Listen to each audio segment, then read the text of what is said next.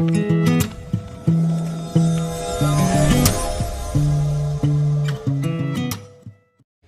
back to my channel Ayurveda Official. First of all, a very warm good morning to all of you. Myself Dr. Kaleem from Ayurveda Official channel. आज मैं आप लोगों के सामने present हुआ हूँ most important topic बताने के लिए।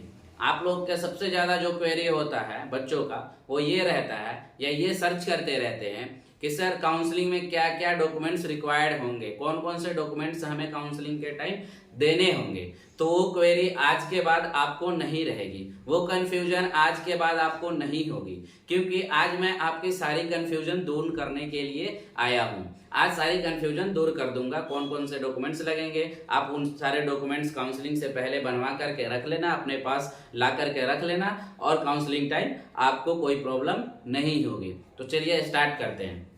सबसे पहला, नीट का आपका जो स्कोर कार्ड है, वो नीट स्कोर कार्ड जो आप डाउनलोड किए होंगे जब रिजल्ट आया होगा उस टाइम, अगर नहीं भी किए हैं तो अभी भी एनटीए के साइट पे जाइए, वहां से डाउनलोड कर लीजिए, एप्लीकेशन नंबर, रोल नंबर वगैरह डाल करके, और वो आप रखे रहिए।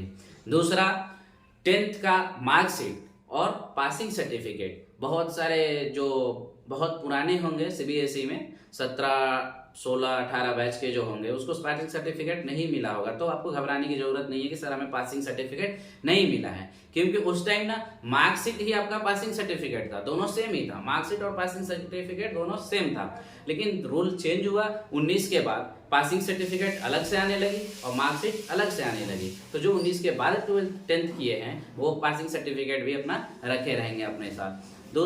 तीसरी आपका 12th का मार्कशीट और पासिंग सर्टिफिकेट ये होना जरूरी है।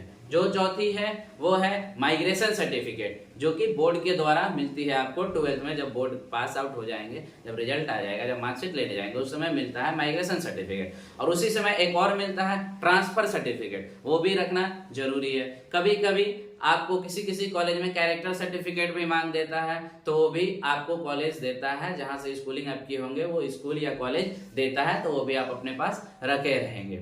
अब इसके बाद 10th 12th की हो गई, नीट हो गई। इसके बाद जो आती है कास्ट सर्टिफिकेट। अगर आप ईडब्ल्यूएस से बिलोंग करते हैं तो ईडब्ल्यूएस सर्टिफिकेट, जनरल में ईडब्ल्यूएस होता है, तो ईडब्ल्यूएस से बिलोंग करते हैं तो ईडब्ल्यूएस सर्टिफिकेट आप बनवा लेंगे।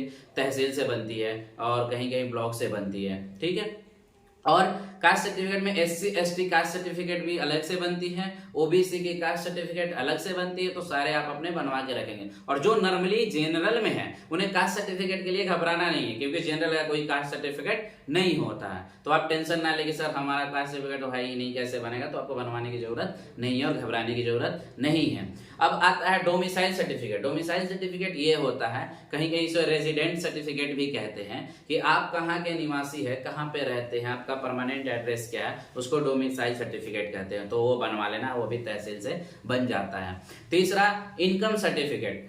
किसी किसी कॉलेज में मांग लेता है, बहुत सारे कॉलेजों में नहीं मांगता है। नहीं भी मांगेगा तो स्कॉलरशिप के टाइम पे तो आपको देना ही पड़ेगा income certificate. Without income certificate आपका स्कॉलरशिप फॉर्म नहीं फिल किया जाएगा, स्कॉलरशिप आपको नहीं मिलेगा। तो अगर आप स्कॉलरशिप का बेनिफिट लेना चाहते हैं तो इनकम सर्टिफिकेट जरूर बनवा लेना। उसके बाद आता है आपको, अगर कोई बच्चा है 19 में 12th किया है, गैप लिया है, 20 में 12th किया है, गैप लिया है, तो 2-3 साल का अगर आपने गैप लिया है तो एक गैप सर्टिफिकेट बनता है, एफिडेविट टाइप का बनता है, जो कि वकील बनाता है। 100 रुपए के पेपर पे या 50 रुपए के पेपर पे, कोई भी स्टाम्प पेपर पे लिख के दे देता है कि हाँ हमारी ये मजबूरी थी, मैं ये कर रहा था, या कोई कोर्स कर रहा था, या मजबूरी थी, पैसे की ठीक नहीं थी, घर की आर्थिक स्थिति सही नहीं थी, इस वजह से मैं एडमिशन नहीं ले पाया, घर पे बैठा था, घर पे रह रहा था, नीट की प्रिपरेशन कर रहा था, वो लिख के दे देगा। नॉर्मली वो होता है गैप सर्टिफिकेट। गैप सर्टिफिकेट के लिए बच्चों की सबसे ज्यादा कंफ्यूजन होती है कि सर होता क्या है। तो होता कुछ नहीं है, एक वो स्टैम्प पेपर होता है, उस पर वकील लिख करके साइन मुहर करके अपना